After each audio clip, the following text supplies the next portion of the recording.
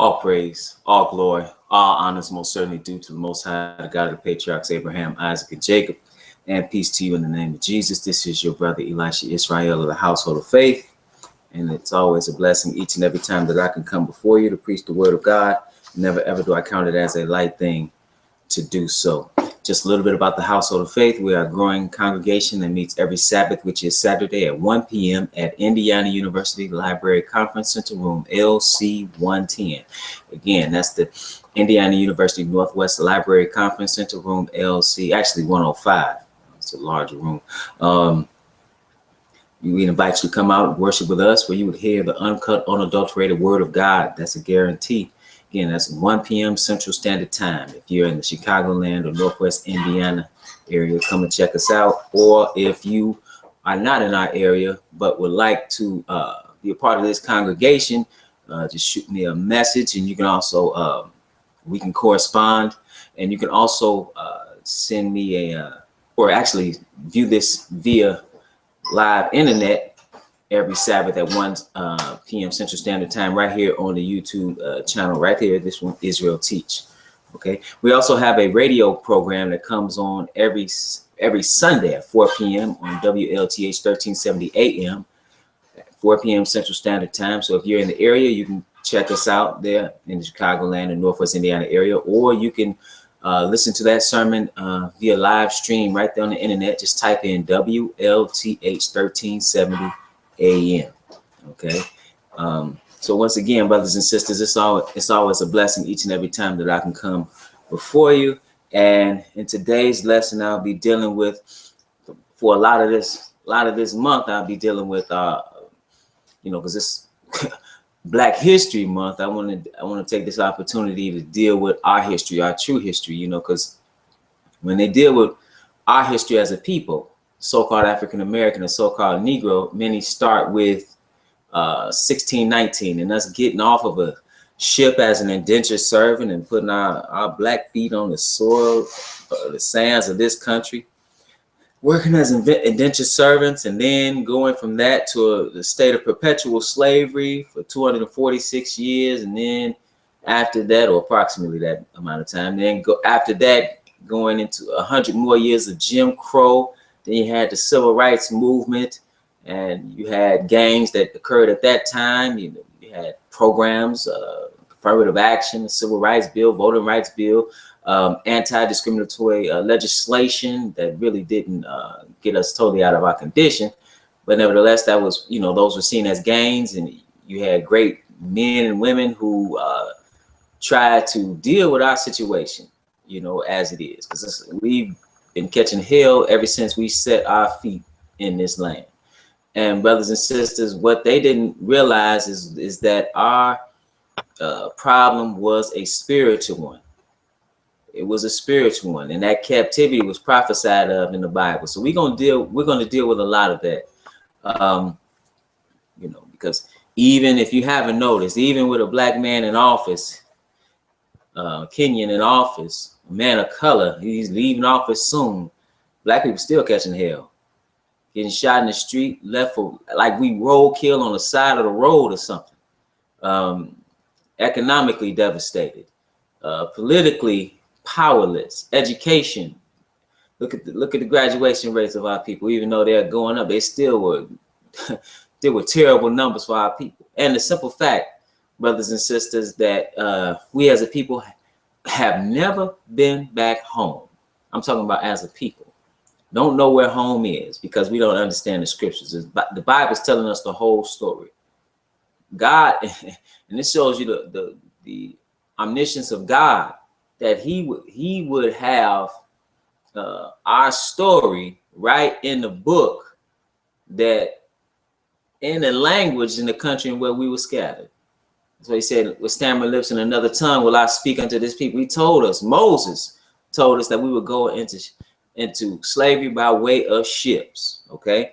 But before I want to even deal with that, brothers and sisters, I want to deal with the patriarch Abraham, because, when you look at the Bible, brothers and sisters, we've been told lies. We've been told lies in regard to who we are as a people. And we've been told lies regarding regarding who the Bible is actually about in general. The Bible is about us as a people, but then even prior to that, you have all of these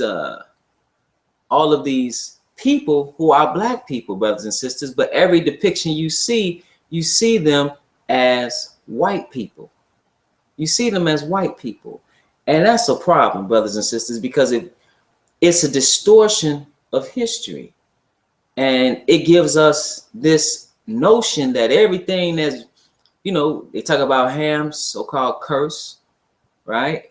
And we'll deal with that later. But they deal with Ham's curse, and they deal with these things, and brothers and sisters, it's just detrimental to the psyche. Psychologically, it's detrimental, because when you really understand, when you break down history, people of the book are black people. That's just the bottom line. If you look, when you talk about Adam and Eve, practically every picture you see of Adam and Eve, you see two white people.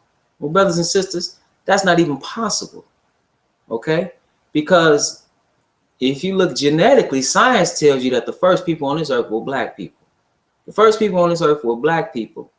And out of those people came all people, okay? Out of those people came all people.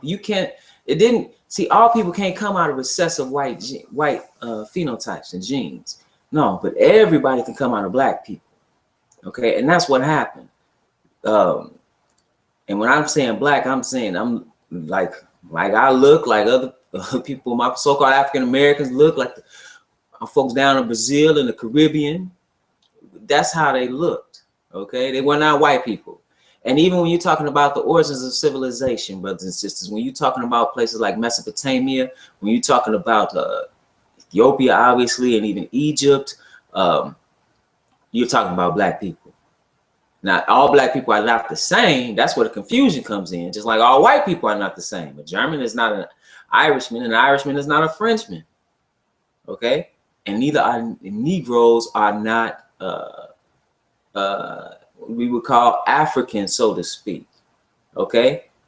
And it says Hamitic. Okay? We're not Egyptians. You know, you see a lot of brothers talk about Kemet. Yeah, Kemet, hey, that was glorious kingdom.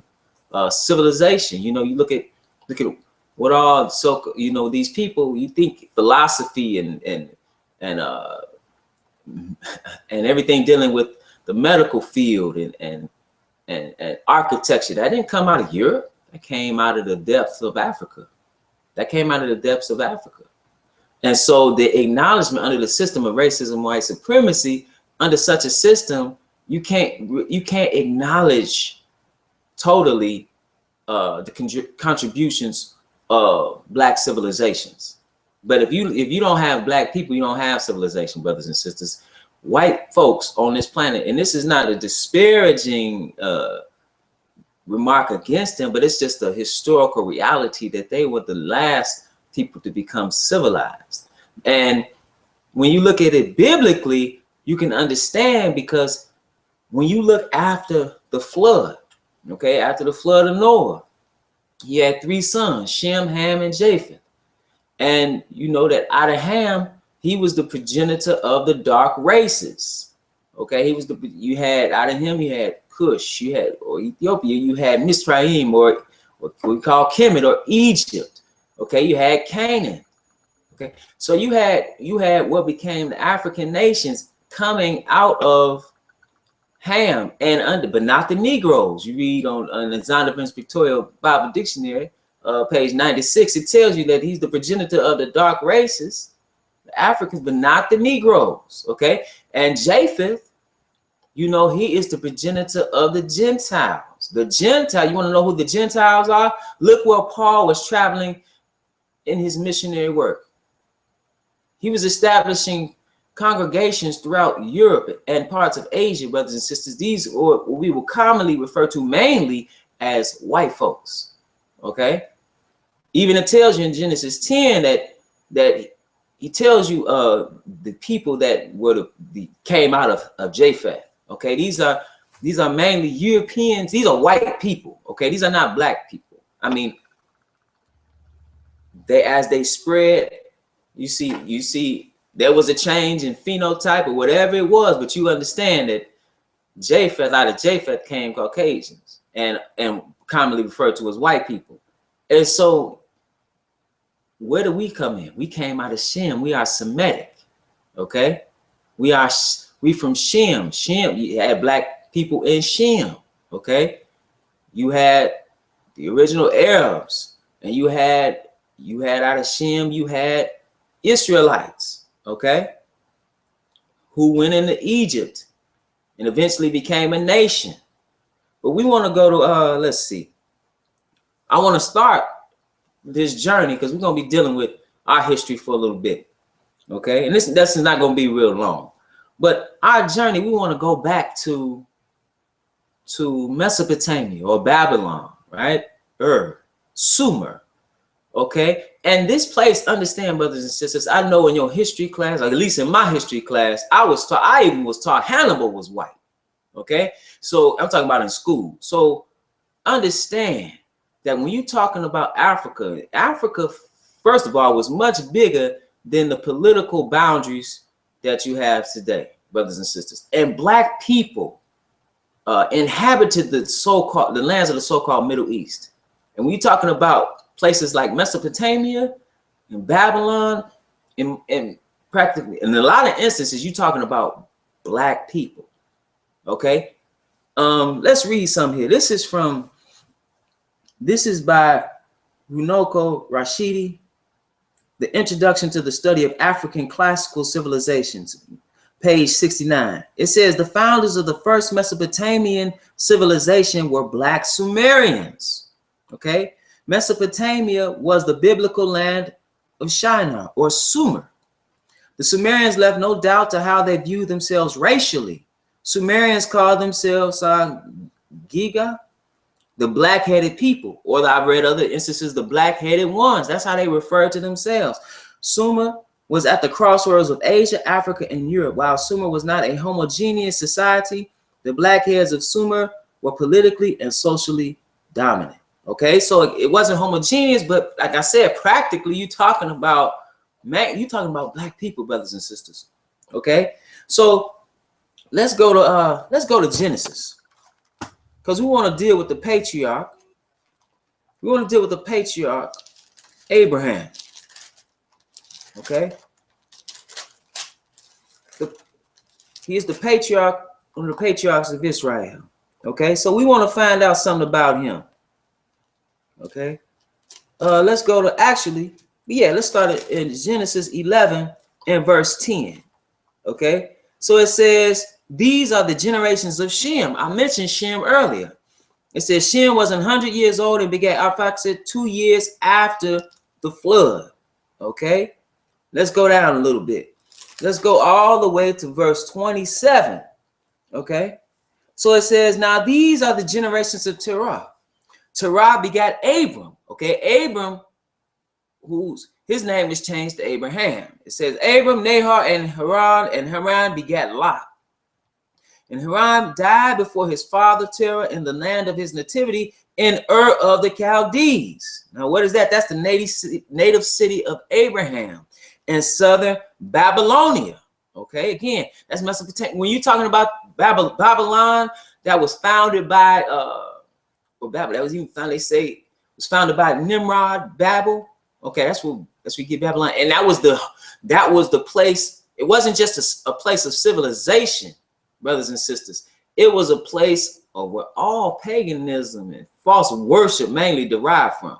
Okay, so that's why you see Babylon constantly significant in the scriptures. They had a mystery religious system. Okay, so it says, and Haran died before his father Terah in the land of his nativity in Ur of the Chaldees. And Abram and Nahor took them wives. The name of Abram's wife was Sarah, whose name was changed to Sarah. And the name of Nahor's wife, Milcah, the daughter of Haran, the father of Milcah and the father of Iscah. But Sarah, or Sarai, was barren. She had no child. And Terah took Abram his son, and Lot the son of Haran his son's son, and Sarah his daughter-in-law, his son Abram's wife, and they went forth with them from Ur of the Chaldees to go into the land of Canaan. And they came unto Haran and dwelt there. And the days of Terah were 205 years, and Terah died in Haran. Okay, so understand, brothers and sisters, they were from a place where false worship was rampant. Okay, they were from Ur of the Chaldees. They were from Babylon. You know, Layard in his studies on Nineveh, it tells you in its ruins, he tells you that, hey, we have sacred and profane recordings that tell us that, you know, religion, these types of religious customs, this mystery systems, this paganism, it came from Babylon. Okay, and that type of worship and religion is still perpetuated today through Roman Catholicism. Okay. Rome was even called, you read in different places, it was even called the New Babylon, brothers and sisters. Okay? They've just stamped the name of the Messiah on everything. Okay? So let's go to Genesis 12, because the Lord, the Creator, now he understands who Abraham, what he was coming out of. Abraham was surrounded by false worship. They had other gods. They were not following what thus saith the Lord. And Abraham established a relationship with the true and living God. So when you talk about the history of our people, you have to go back, way back, not to 1619 in the slavery. That was prophesied that we would be cast into slavery. He says you be sold into slavery by way of ships. And then when I say unto your enemies, for bondmen and bondwomen, and no man shall buy you. And that's how we got to this country. That's how we got to the Caribbean. That's how we got to these different places. Okay. And we're going to break down that history more so as time in the days are fast approaching, Lord willing. But go back to the root. Go back to Abraham, right?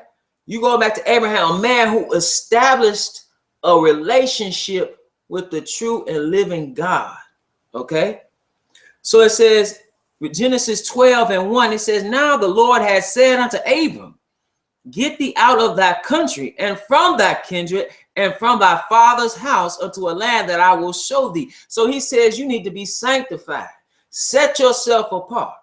Okay. And now he's not just telling Abraham that. When you really understand the scriptures, brothers and sisters, he's telling all of us that. He's telling all of us that we need to separate ourselves from this wicked world. That's why even prior to his passion, in his intercession, what did Jesus say? Sanctify them through thy truth. That word is truth, right? He set us apart with his word. Only here is not his word written down on scrolls or on covered books, leather covered books. Rather, he's dealing with the source here. Okay. And I will make of thee a great nation, and I will bless thee and make thy name great, and thou shalt be a blessing. Then it says, now he's about 75 years old at this time. So he's lived a lot of his life. Then it says in verse 3, and I will bless them that bless thee, and curse him that curseth thee, and in thee shall all the families of the earth be blessed, brothers and sisters. In thee shall all the families of the earth be blessed, because there's one coming out of him. Okay, in the sense that from his earthly lineage that was going to bless all nations. But in verse 4 it says, so Abram departed as the Lord had spoken unto him, and Lot went with him, and Abram was 75 years old when he departed from out of Haran. And Abram took Sarah his wife, and Lot his brother's son, and all their substance that they had gathered, and the souls that had gotten in Haran, and they went forth to go into the land of Canaan. And into the land of Canaan they came. Okay, so they went amongst the Canaanites. And the Canaanites, these are other black people, like I mentioned. Okay, out of Canaan, again, that was one of the sons of Ham. The Canaanites, they were Hamitic people. Okay, these are black people. Okay, coming straight from Ham. But let's go to Genesis 13. Okay, Genesis 13 and verse 14, because we want to see what happened here. It says, and the Lord said unto Abram, after that Lot was separated from him, Lift up now thine eyes and look from the place where thou art northward and southward and eastward and westward. For all the land which thou seest, to thee will I give it, and to thy seed forever. So the true and living God manifested himself unto our forefather Abraham, and he told him, hey, separate yourself, and I'll make a covenant with thee, and it'll be a great nation will come out of your loins. And he said, I'm gonna give you this land. Okay, and that's what it's all about, brothers and sisters. It's about land and sovereignty, brothers and sisters. That's what it's always been about. That's what freedom is. We are so removed from that. We think we under the impression that some politician's gonna give us freedom. We thought Barack Obama was gonna give us freedom. We thought Clinton gave us freedom. We thinking Bernie Sanders or Hillary Clinton and some lost Negroes, even Trump gonna give us. None of these people are gonna give us freedom, brothers and sisters. None of those people are going to give us freedom. Again, freedom is land and covenant with God, the true and living God. There's not another people like us on the planet. This covenant was passed from Abraham, Isaac to Jacob, and Jacob's name was named to Israel. And the covenant, again, the covenant was made with us as a people. Even in Exodus 24, where the people say, all that the Lord said we shall do and be obedient. They made a covenant. Is even the people talk about a new covenant. Who is the new covenant made with? The new covenant is made with Israel. And he said he's gonna put the laws in your heart, in your mind. That's what he's doing. But it's all, and he will give us a land. He's gonna redeem us as a people. See. But he says, look at this land and I'm gonna give you. He says, for all the land which thou seest, to thee will I give it, and to thy seed forever. Then he says in verse 16, and I will make thy seed as the dust of the earth, so that if a man can number the dust of the earth, then shall thy seed also be numbered. Then he says, arise, walk through the land in the length of it and in the breadth of it, for I will give it unto thee. Then Abram removed his tent and came and dwelt in the plain of Mamre, which is in Hebron, and built there an altar unto the Lord. So this Lord that manifested himself unto, he believed in him, and he made a covenant with him, and he sacrificed unto this God. See, there were other gods, these idols, but he came out from that false worship. Okay. Now, what's the significance of this? Let's go to Joshua. Okay, so now his seed has been delivered from Egyptian bondage, and we're going to deal with that as well. So they've been delivered from Egyptian bondage at this time. And he says something about this, about what happened back here with Abraham. This is Joshua 24 and verse 14. It says, now therefore fear the Lord and serve him in sincerity and in truth. So Joshua is talking to the children of Israel. He's like, listen, God, you read in other places. What is John 4 and 24? I believe God is a spirit, and they that worship him must worship him in spirit and in truth. That true and living God, understand what I'm saying. The true and living God manifested himself unto our forefathers. That's what he did. That's what he did. And see, you can't just go to slavery and say that our history starts there. You have to go to this book. You have to go to this book. We've been fed a pack of lies, brothers and sisters. And as long as we continue to turn our backs on God, the true and living God, our condition will be the same. But he says, now therefore fear the Lord and serve him in sincerity and in truth, and put away the gods which your fathers served on the other side of the flood.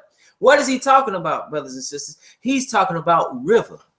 Okay, because if you read, okay, so when you read about the Hebrew, okay, and there's debate on where that word comes from. Some say it's from the descendants of Eber. We could have read that when one of the lines of Shem, or it's coming from, it means one who crossed over. Okay, and that's what Abraham did, brothers and sisters. Let me read this again. It says, put away the gods which your father served on the other side of the flood and in Egypt, and serve ye the Lord. Right? Serve the Lord, serve the one who manifested himself unto your father Abraham.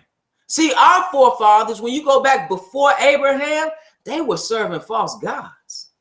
His household, they were serving false gods, brothers and sisters, and he came out of that false worship. God called him out of that first worship, just like he's calling you out of that false worship. He even tells you, come out of Babylon. Spiritually speaking, the message is still the same. So he says, now therefore fear the Lord and serve him in sincerity and in truth, and put away the gods which your fathers served on the other side of the flood and in Egypt, and serve ye the Lord. Okay. Then he says, and if it seem evil unto you to serve the Lord, choose you this day whom you will serve, whether the gods which your fathers served that were on the other side of the flood, or the gods of the Amorites in whose land ye dwell. But as for me and my house, we will serve the Lord. Okay, so that's the kind of mindset Joshua had. And we're going to see the mindset that Abraham, the patriarch, had. So when you see his mindset, you can understand why the Lord chose him. This is Genesis, the 18th chapter. Genesis, the 18th chapter. Genesis, the 18th chapter and verse 1. Because we read he went to the land of Mamre. It says, and the Lord appeared, this is 18:1 in Genesis, and the Lord appeared unto him in the plains of Mamre. And he sat at the tent door in the heat of the day. We're going to skip down to verse 6. It says, and Abraham hasted into the tent. Okay, because God, like I said, he made a covenant with the true and living God. This is our forefather. And God was dealing directly with him. Verse in this instance, it says, and Abraham hasted, because now he had changed the name to Abraham, hastened into the tent unto Sarah and said, make ready quickly 3 measures of fine meal kneaded, and make cakes upon the hearth. And Abraham ran unto the herd and fetched the calf tender and good, and gave it unto a young man, and he hasted to dress it. Okay. And he took butter and milk and the calf which he had dressed it, and set it before them, and he stood by them under the tree, and they did eat. And they said unto him, where is Sarah thy wife? And he said, behold, in the tent. So he's straight up dealing with God.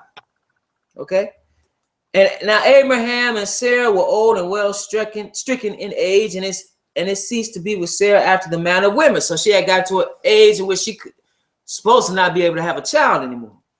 Therefore, Sarah laughed within herself, saying, after I am waxed old, shall I have pleasure, my Lord being old also? Verse 13. And the Lord said unto Sarah, wherefore did Sarah laugh? Unto Abraham, and the Lord said unto Abraham, wherefore did Sarah laugh, saying, shall I of a surety bear a child which am old? Verse 14. He said, is anything too hard for the Lord? At the time appointed, I will return unto thee according to the time of life, and Sarah shall have a son. Okay, so that's what he said. Then verse 15. Then Sarah denied, saying, I laughed not, for she was afraid. And he said, nay, but thou didst laugh. And the men rose up from thence and looked towards Sodom, and Abraham went with them to bring them on the way. And the Lord, see, these are not regular men, brothers and sisters. Nevertheless, verse 17, and the Lord said, shall I hide from Abraham this thing which I do, seeing that Abraham shall surely become a great and mighty nation, and all the nations of the earth shall be blessed in him? And then he says something. For I know him, that he will command his children and his household after him, and they shall keep the way of the Lord to do justice and judgment, that the Lord may bring upon Abraham that which he has spoken of him. See, brothers and sisters, let's go somewhere else. I really can't make this. I don't know how to make this any clear to show the significance of just our history and where we come from. I really don't know how to do that. I really don't know how to do that. Let's go to let's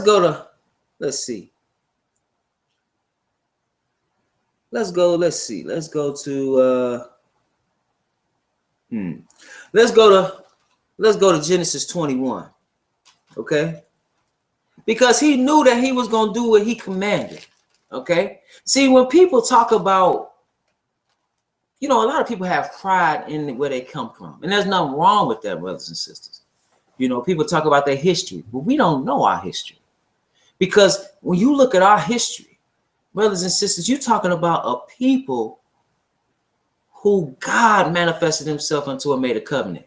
Understand, there are no people, people from Greece have pride, different African nations and people from China and everywhere else, they have pride, but none of them can say that the true and living God who created all manifested himself unto this people.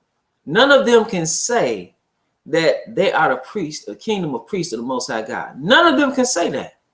None of them.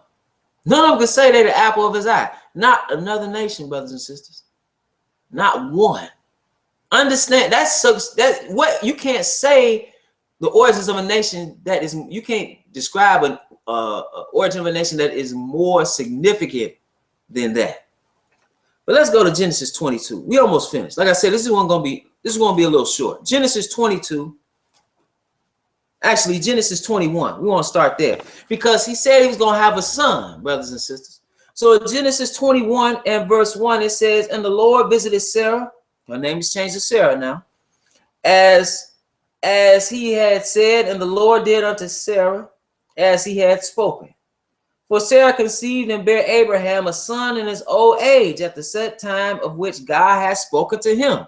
Then it says, and Abraham called the name of his son that was born unto him, whom Sarah bare to him, Isaac, which means laughter, because she laughed, right? And Abraham circumcised his son Isaac, being 8 days old, as God had commanded him. That was the sign of the covenant, that you would be circumcised on the 8th day. That's in the law.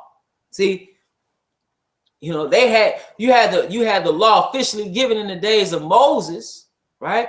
But brothers and sisters, they understood what God required of them because they were closer to God. They understood. This is verse 7. So it says, and she said, who would have said unto Abraham that Sarah should have given children suck? For I have borne him a son in his old age. And the child grew and was weaned, and Abraham made a great feast the same day that Isaac was weaned. Okay, so we're going to go right into the 22nd chapter, okay, and read some here. So it says, and it came to pass after these things, right? So Isaac is, he's grown a little bit. It says that God did tempt Abraham or test him.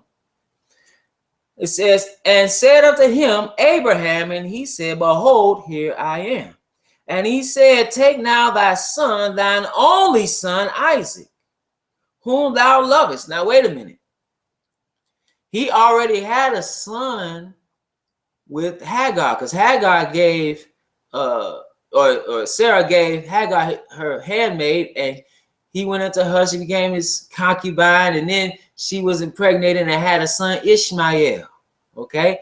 Ishmael was not recognized by God. Ishmael is the progenitor, the father of the Arabs. Okay? And Arabs would say, again, that they came from Ishmael. So if they came from Ishmael, they have no covenant with God, because the covenant was made with Abraham, Isaac, and Jacob. Abraham and Isaac, not Abraham and Ishmael. He didn't even recognize, God didn't even recognize him. He said, take thy son, thine only son. Thine only son. So how are you going to take the religion of the Arabs? Islam. So he says, and he said, take now thy son, thine only son, Isaac, whom thou lovest, and get thee into the land of Moriah. That's a significant land. And offer him therefore a burnt offering upon one of the mountains, which I will tell thee of. So imagine this. He wastes his whole life wanting a son, thinking that, living his life thinking that perhaps one of his servants would inherit all that he had, the chief servant in his household. The Lord said, I'm going to give you a seed. I'm going to give you a son. Not only that, I'm going to make of thee a great nation. And that's what happened, brothers and sisters. That's what happened. But he had faith. So he says, understand it. So he said, now take that son. He tested him. Now take that son. I want you to sacrifice him as a burnt offering. And then it says, it says in Abraham, verse 3. So Abraham didn't say, no. Let's see what he did. He went and did it. He believed God. He believed something else we're going to read. It says, and Abraham rose up early in the morning and saddled his ass and took 2 of his young men with him and Isaac his son and clave the wood for the burnt offering and rose up and went unto the place of which God had told him. Then on the 3rd day, Abraham lifted up his eyes and saw the place afar off. So now he sees the place where he's been told to go. Verse 5, and Abraham said unto his young men, abide ye here with the ass, and I and the lad, talking about his son, will go yonder and worship and come again to you. So we're going to worship. He said, we're going to worship that true and living God that manifested himself unto me. And Abraham took the wood of the burnt offering and laid it upon Isaac his son. And he took the fire in his hand and a knife, and they went both of them together. See, this was all symbolic. It was a foreshadow, if you will, of what was to come. Okay. So first of all, where this sacrifice was made at is significant. Let's just pick that up. Let's go to 2 Chronicles 3:1. We almost finished. 2 Chronicles 3:1. 2 Chronicles 3 and verse 1. 2 Chronicles 3:1. Because this is the place or near the place where the temple was built. Okay, where sacrifices were made.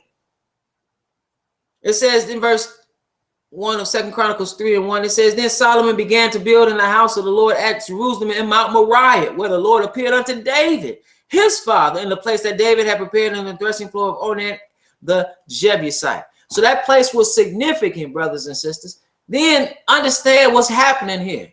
He's foreshadowing what the Savior of the world would do and what the Father would do, giving up, be willing to give up his only begotten son. Listen to what it said here. And Abraham took the wood of the burnt offering and laid it upon Isaac his son. Isn't that what happened to Jesus? Understand, he's not a baby at this time.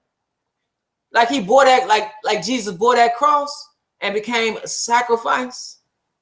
This is foreshadowing of what was to happen. See, when people talk about us, but when you understand the root and where we come from and what God has done for us as a people, you should understand there's no people like us on the earth. And you should also understand that, man, we need to get it together. We need to get it together. So it says in verse 7, and Isaac spake unto Abraham his father and said, my father. And he said, here am I, my son. And he said, behold, the fire and the wood, but where is the lamb for a burnt offering? We need a lamb. Mankind needs a lamb. See, this is going on with your forefathers. Then it says, and Abraham said, my son, God will provide a lamb for a burnt offering. So they went both of them together. Let's go to the place. Hold your finger here. And let's go to John 1 and verse 29. Because we want to see something here that John the Baptist said many years later when he saw the Messiah. This is John 1 and verse 29. It said, the next day, John seeth Jesus coming unto him and said, behold, the Lamb of God, which taketh away the sin of the world. Brothers and sisters, see, we need a sacrifice, right? We need a sacrifice. And that's what this was foreshadowing. And he said, hey, God's going to provide a sacrifice. And he did in Jesus. So we know here, if we read down that he sacrificed another animal, but that's even beyond him, beyond that animal, right? It's just like the sacrifices that were made, they were pointing to Jesus. All right, when he's talking about, hey, the Lord gonna provide, and understand, Abraham understood the overall plan of God. We're gonna read. So it said, and Abraham stretched forth his hand and took the knife to slay his son. Okay, and understand, Isaac had to give he had to willfully lay there and allow his father to basically bind him and about to kill him. He had to allow him to do that. He could have ran, right? So just like Jesus, he gave it up willingly. And the angel of the Lord called unto him out of heaven and said, Abraham, Abraham. And he said, here am I. And he said, lay not thine hand upon the lad, neither do thou anything unto him, for now I know that thou fearest God, seeing thou hast not withheld thy son, thine only son, from me. Okay, and then we know he found a ram, and then he sacrificed that ram and called the place Jehovah Jireh. Okay, or a place where the Lord will provide. But let's go to the last place. We're going to go to Hebrews. Okay, because again, that's our patriarch. We want to start there, and then we'll get into further into Israel as a people and get into some other things. We're gonna be dealing with that, a lot of Israelite history this month. So when you go into our history, don't go to 1619. Okay, don't go to 1619. Start with the patriarch. Okay, start with the patriarch. Start with even the patriarch Abraham. But let's go to Hebrews 11 and read something about this faith. Because again, you don't have a people on the planet that have had this type of relationship with God. Okay? Let's go to Hebrews 11 and verse 8. So it says, by faith, Abraham, when he was called to go out into a place which he should after receive for an inheritance, obeyed. Right? Shall I hide this thing from him, knowing that he gonna do all that I command? But he obeyed, and he went out not knowing whither he went, but he went on faith, because the true and living God manifested himself unto him. That should be, see, this is not just history. This is an example on how to live and having faith and what that actually means. Stepping out on faith into the unknown, knowing that God is real. That's what he knew. That's why he was willing to give up his son. He knew, we don't find out, but let's keep reading. It said, by faith he sojourned in the land of promise. He took him to that land. He said, man, walk the breadth of the land. Walk up and down, and I'm going to give you this land. By faith he sojourned in the land of promise, as in a strange country, dwelling in tabernacles, okay, or tents. It says, with Isaac and Jacob, the heirs with him of the same promise. Again, like I said, the covenant was made with Abraham, Isaac, and Jacob. Walk before me and be thou perfect, and I'll make a covenant with thee and thy seed after thee. And look, what was he looking for? What was he looking for? It says, for he looked for a city which had foundations, whose builder and maker is God. So it was beyond even, because if you inherit something forever, brothers and sisters, you have to live forever. And Abraham understood this. Paul, or the author of Hebrews, expounds on this. This is this is Revelation 21 and verse 14, because it said, for he looked, talking about Abraham, for a city which hath foundations, whose builder and maker is God, not man. This is verse 14. It said, and the wall of the city had 12 foundations, and in them the names of the 12 apostles of the Lamb. Right? This is New Jerusalem, brothers and sisters.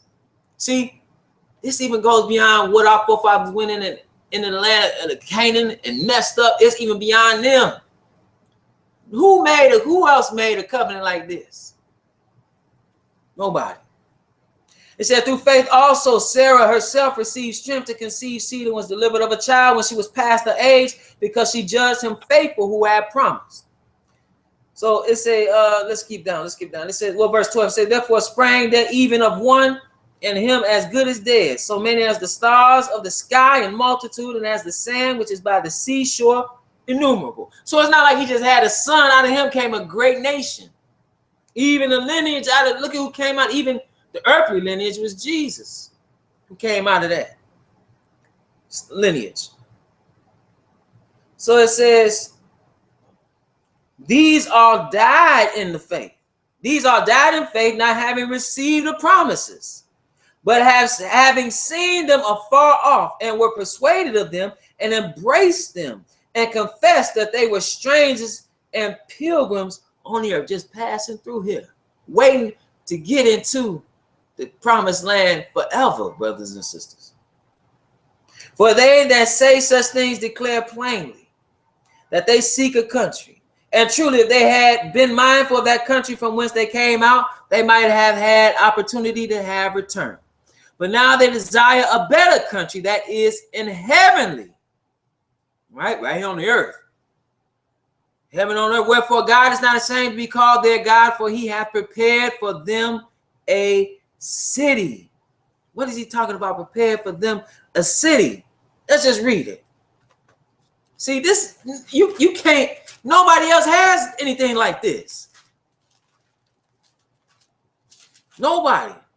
This is John 14 and verse 1. It says, let not your heart be troubled. Ye believe in God, believe also in me. Have faith.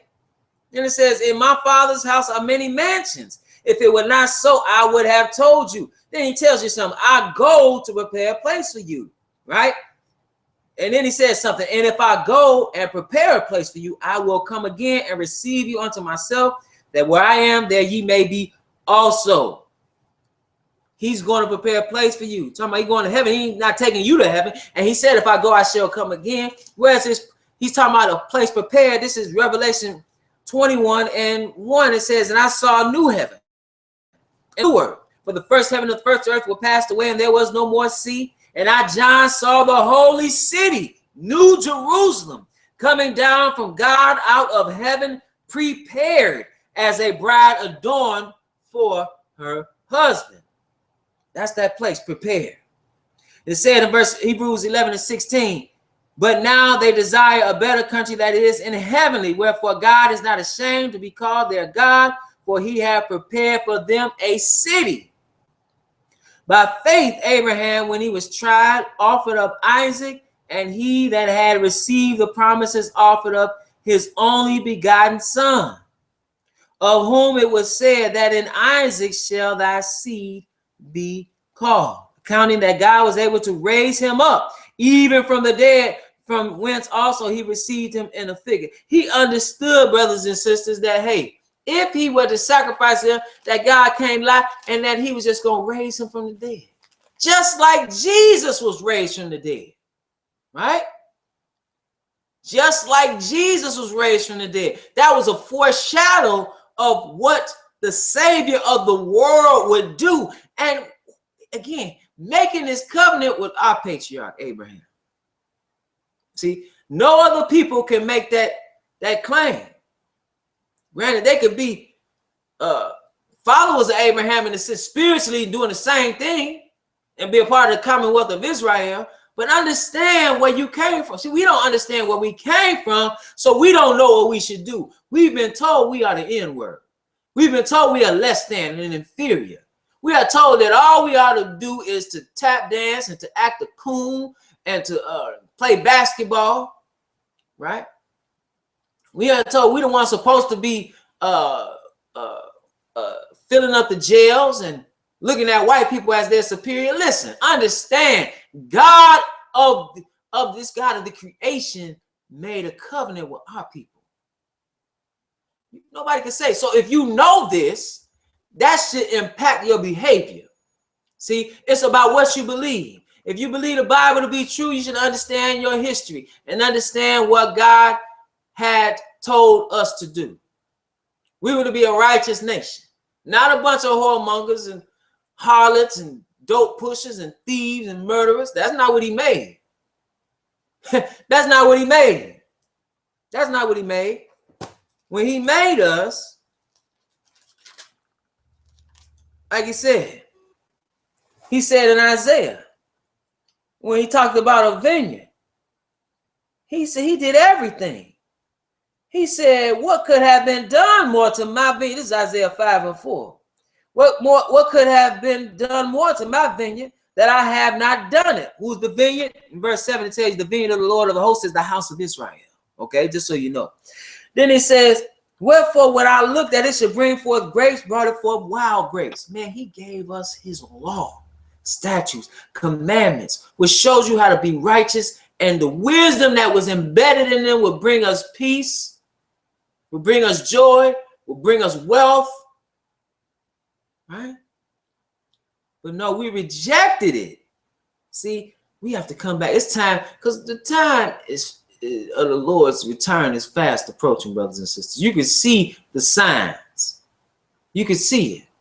And as a people, it's time for us to return to the true and living God. It's time for us to take back what's ours, a position. But in order to do that, brothers and sisters, we first need to understand who we are. We first need to understand who we are, because when you know who you are, then you know what you should do and what you're capable of doing, because your ancestors did it. And nobody else can say that their ancestor was walking with God like that and made a covenant in that manner with God. Nobody else, brothers and sisters. Only you have I known all the nations of the earth. Therefore, I will punish you for all your iniquity. Turn from iniquity, turn from sin. And that's the history of Israel. That's the patriarch Abraham. Lord willing, I'll see you again on Wednesday at 10 o'clock. And with that being said, brothers and sisters, I want to mention again that I am trying to set up a network of people. It doesn't matter where you are across this U.S. of A. So hopefully we can get out to those places where you are located, brothers and sisters. But in order to do that, I need to network and set up contacts. So if you've got some brothers from California that have contacted me, if you are in that area, hit me up. Or if you're in Atlanta or some other place, brothers and sisters, just so we can keep in contact. And with that, brothers and sisters, I want to say peace to you and God bless you. So I'll see you again.